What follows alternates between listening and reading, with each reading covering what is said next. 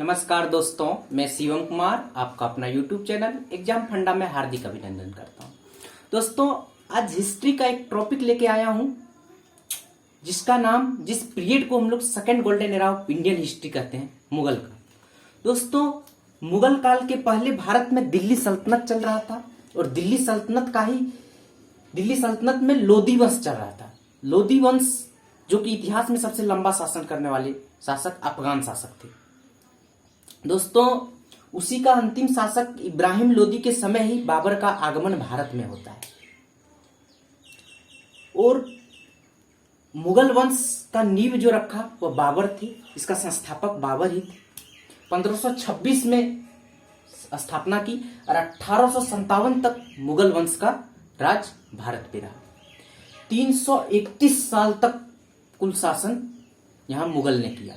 दोस्तों, 331 साल तक तो शासन करना लाजमी सी बात थी, जिसके रगों में तैमूर लंग और चंगेज खां जैसे खूंखार और क्रूर शासक का खून बह रहा है, तो लाजमी सी बात थी कि 300 साल तो शासन करना ही था।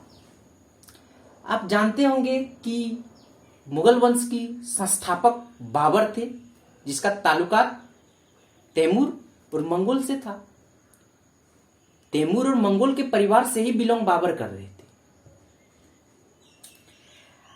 और क्वेश्चन पूछता है कि मुगल वंश को कौन कौन वंश कहा जाता है। तो मुगल वंश को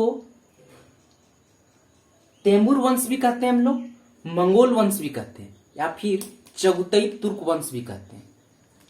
अब दोस्तों, मुगल वंश का संस्थापक कौन हो जाता है? तो जहरुद्दीन मोहम्मद बाबर। बाबर का जन्म 14 फरवरी 1483 में तुर्क के फरगना में होता है।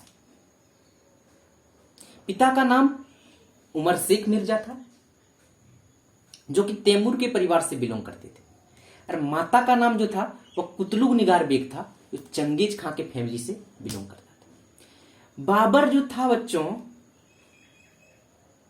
पितृपक्ष से 5वां वंशज तैमूरी था, लेकिन मातृपक्ष से 14वां वंशज वह चंगेज खां था। तो पूछेगा बाबर का पिता का नाम क्या था? तो उमर शेख मिर्जा। माता का नाम क्या था? कुतलुग निगार बेग। अब देखो, बाबर जब मात्र 11 वर्ष का था, 1494 में पिता की मृत्यु हो जाती। पिता की साया उसके माथों से हट जाते। 1494 में मात्र 11 वर्ष के थे और उसी में से फरगना का अगला शासक बना दिया जाता है। 11 वर्ष के अल्प आयु में ही फरगना का शासक बन जाता है। यह बात उनके चाचाओं लोगों को खलता है और उन्हें बगावत कर वहां से भगा देता है। और 1494 से 1502 तक वह शासन करते हैं तुर्की के समरकंद में, जहां पहले तैमूर उसी के पूर्वज ही शासन किया करते थे। 1494 से 1502 तक समरकंद में शासन करता है, लेकिन यहां भी उसे स्टेबिलिटी नहीं मिलती है। 1502 में उज्बेक शासक सेवानी खान का आगमन होता है और फेमस युद्ध 1502 में सरे पुल का युद्ध बाबर और सेवानी खान के मध्य में लड़ा जाता है, जिसमें बाबर की हार होती है और सेवानी खान जीत जाता है और यहां से बाबर को भागना पड़ता है। अब वह अफगानिस्तान की ओर रुख करता है और 1504 में उसके लिए सबसे बड़ी उपलब्धि प्राप्त हुई कि 1504 में वह काबुल और कंधार पर राज किया। और उसे अब लगा कि अब हमें स्टेबिलिटी मिल गई और उन्होंने काबुल कंधार को अपना राजधानी भी बना लिया। 1504 में वहां शासन किया, लेकिन उसके बाद उन्होंने 1507 में बादशाह और पातशाह की उपाधि धारण किया। क्यों? इसलिए किया क्योंकि उसे लगा कि अब हम स्टेबिलिटी प्रदान कर लिए। तो क्वेश्चन पूछा जाता है कि बाबर ने बादशाह की उपाधि कब धारण की थी? तो 1507 में। लेकिन दोस्तों, इकोनॉमिकल क्राइसिस आ जाने के कारण वह अफगानिस्तान में भी स्टेबल नहीं रह सका और भारत की ओर रुख हो गई। अब भारत में 1519 में पहली बार बेज्जोर के भैरागढ़ किला पर आक्रमण करता है। कौन? अब पूछता है बाबर का पहला आक्रमण भारत में कब हुआ था? तो 1519 में। कहा? बेज्जोर के भैरागढ़ किला पर। भारत में गोला बारूद का इस्तेमाल पहली बार 1519 में ही बाबर के द्वारा ही किया गया था। यह बाबर के आत्मकथा तुजु के बाबरी में ही लिखा गया है कि यहां तोपों का इस्तेमाल और बारूद का इस्तेमाल पहली बार 1519 में ही किया गया था। 1520-21 में सिंध और कश्मीर पर 3 और आक्रमण किया। किसने? बाबर ने। उस समय दिल्ली सल्तनत में लोधी वंश चल रहा था। लोधी वंश का अंतिम शासक इब्राहिम लोधी थे। उसी समय उसका पंजाब का सूबेदार उसी का रिश्तेदार हुआ करते थे दौलत खान लोधी, और दिल्ली में आलम खान लोधी, जो कि इब्राहिम लोधी से ये दोनों को बनता नहीं था। इन्होंने दौलत खान लोधी और आलम खान लोधी ने ही बाबर को संदेश भेजा कि सिंध और कश्मीर पर आक्रमण करने से कुछ नहीं होगा, अपार धन लूटना है तो दिल्ली पर इब्राहिम लोधी पर आक्रमण करो। और उसी समय राणा सांगा ने वादा किया कि हम आपको मदद करेंगे। किसको? बाबर को। और वह भी सोच रहा था कि यह तैमूर की तरह लूटेगा, अपार धन संपत्ति लूट के यहां से चल जाएगा। सब अपने अपने फायदे में थे, लेकिन वैसा बाबर ने नहीं किया। दोस्तों, बाबर का आगमन भारत में होता है 21 अप्रैल 1526, जो ऐतिहासिक युद्ध लड़ा जाता है first battle of Panipat. First battle of Panipat, Panipat का पहला युद्ध लड़ा जाता है 21 अप्रैल 1526 में बाबर और इब्राहिम लोधी के बीच में।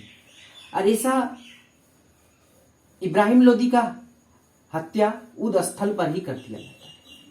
दोस्तों, इब्राहिम लोधी का सेना एक बहुत बड़ी सेना थी, जिसे 1 लाख सैनिक, 1000 हाथी था, लेकिन बाबर के पास मात्र 12,000 सैनिक से मुकाबला करके उन्होंने युद्ध को जीत लिया। इतिहास में सबसे ऐतिहासिक युद्ध माना जाता है। पूछा जाता है फर्स्ट बैटल ऑफ पानीपत कब हुआ था, तो first battle of Panipat, Panipat का पहला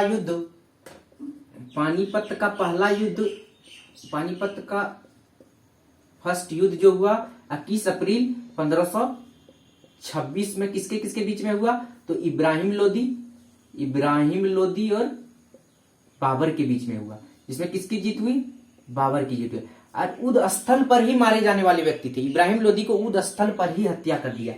इन्होंने जो युद्ध प्रणाली का उपयोग किया गया था उसे तुलगमा युद्ध प्रणाली कहते हैं। दोस्तों, पानीपत में फर्स्ट बैटल हुआ था, फर्स्ट बैटल ऑफ पानीपत का लड़ाई पानीपत में हुआ था। पानीपत अमुना नदी के किनारे है, इधर अमुना नदी था और इधर खाई खुनवाया, और यहाँ सैनिक को इस प्रकार से अरेंजमेंट किया, इस प्रकार से सैनिक को ऐसा किया ताकि ना ही दुश्मन इधर से अटैक मार सके, ना ही इधर से, सामने फ्रंट में सामने सामनी मुकाबला करे। इसी को हम लोग कहते हैं तुलगमा युद्ध प्रणाली। तो पूछा जाता है कि बाबर ने पानीपत के युद्ध में किस युद्ध प्रणाली का उपयोग किया गया था, तो तुलगमा युद्ध प्रणाली, तुलगमा युद्ध प्रणाली का उपयोग किया गया था। तो सबसे तोप को सजाया, 2 गाड़ी के बीच में एक तोप इस प्रकार करके सजा दिया। तो इसका तोप सजाने का विधि क्या था, तो उस्मानी विधि। उस्मानी विधि से क्या किया, तोप को सजाया, उस्मानी विधि। अब पूछा जाता है बाबर का प्रमुख तोपची कौन था, तो देखो बाबर का प्रमुख तोपची यदि पूछे तो बोलना उस्ताद अली और मुस्तफा खां था। कौन? मुस्तफा खां, उस्ताद अली और मुस्तफा खां। दोस्तों, बाबर ने इब्राहिम लोधी को युद्ध स्थल पर ही हत्या करके पानीपत का फर्स्ट बैटल जीत गया। और कौन युद्ध प्रणाली का उपयोग किया? तुलगमा युद्ध प्रणाली का। और इन्होंने किस विधि से तोप को सजाया? उस्मानी विधि से। इसका कौन तोपची था? उस्ताद अली और मुस्तफा खां। और जब फर्स्ट बैटल पानीपत जीता तो इन्होंने जीत की खुशी में काबुल में शाहरुख कौन और कंधार में बाबरी कौन चलाया। और पानीपत में काबुली बाग और काबुली मस्जिद का निर्माण कराया। कौन? बाबर। और मुगल साम्राज्य का पहली राजधानी कहां था दोस्तों? आगरा। 27 में होता है खानवा का युद्ध। 27 में कौन युद्ध होता है? खानवा का युद्ध, बाबर व राणा सांगा के बीच में। दोस्तों, 1527 में 26 में पानी पिया, 27 में खानवा का युद्ध। खानवा का युद्ध जब होता है तो किसके किसके बीच में? बाबर और राणा सांगा। अब पूछा जाता है राणा सांगा का वास्तविक नाम क्या था, तो संग्राम सिंह। क्या था? संग्राम सिंह। अब यह युद्ध क्यों हुआ? इसलिए यह युद्ध हुआ क्योंकि जब बाबर का आगमन भारत हो रहा था उसमें यही राणा सांगा था जिन्होंने इसे वादा किया था कि हम आपको मदद करेंगे, लेकिन यह मुकर गया था। तो बाबर व राणा सांगा के बीच में 1527 में क्या होता है? खानवा का युद्ध।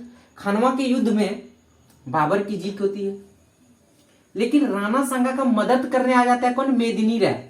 मेदिनी राय और मोहम्मद लोदी। कौन? मोहम्मद लोदी। मोहम्मद लोदी। खानवा के युद्ध में बाबर इसे परास्त करते हैं, किसको? राणा सांगा को। और यही पहली बार जिहाद का जिक्र खानवा का युद्ध में ही हुआ था। और उसके बाद गाजी का उपाधि धारण कर लेता है। कौन? गाजी। अब पूछा जाता है कि गाजी का उपाधि बाबर ने कब धारण किया था? खानवा के युद्ध जीतने के बाद।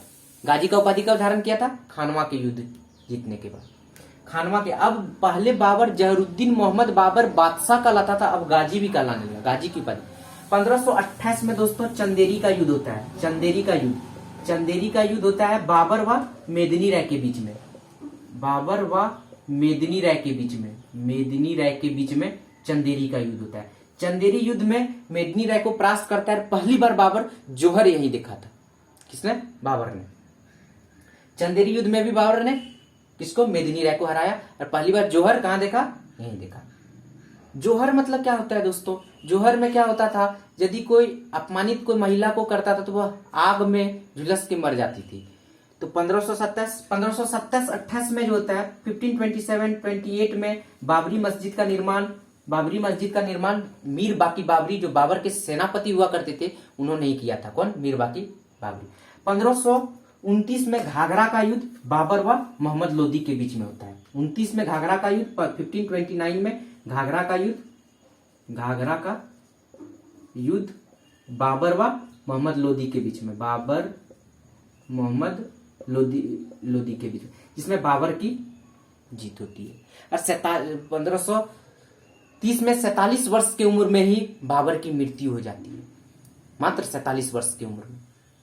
बाबर को एकमात्र शासक था जिसे 2 बार दफनाया गया। पहला आगरा के आरामबाग में और दूसरा काबुल में। अब पूछा जाता है एकमात्र शासक कौन था जिसे 2 बार दफनाया गया? तो बाबर को। पहली बार कहां? तो आगरा के आरामबाग में, दूसरा काबुल में।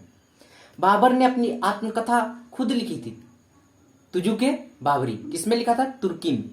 लेकिन बाद में इसे पर्शियन में किसे करवाया? तो अकबर ने। अकबर ने किससे करवाया था? तो अब्दुल रहीम खानी खाना। आप पूछेगा इसकी पार्सियन में किसने कन्वर्ट करवाया था? तो अकबर ने। कौन किया था? तो अब्दुल रहीम खानी खाना ने किया था। बाबर अपनी आत्मकथा तुजुक के बाबरी में सबसे महान शासक जो बताया था, शक्तिशाली महान शासक कृष्णदेव राय, विजयनगर साम्राज्य के कृष्णदेव राय को बताया था। बाबर ढोल और नगारों का भी बहुत बड़ा शौक किया था। धन्यवाद दोस्त।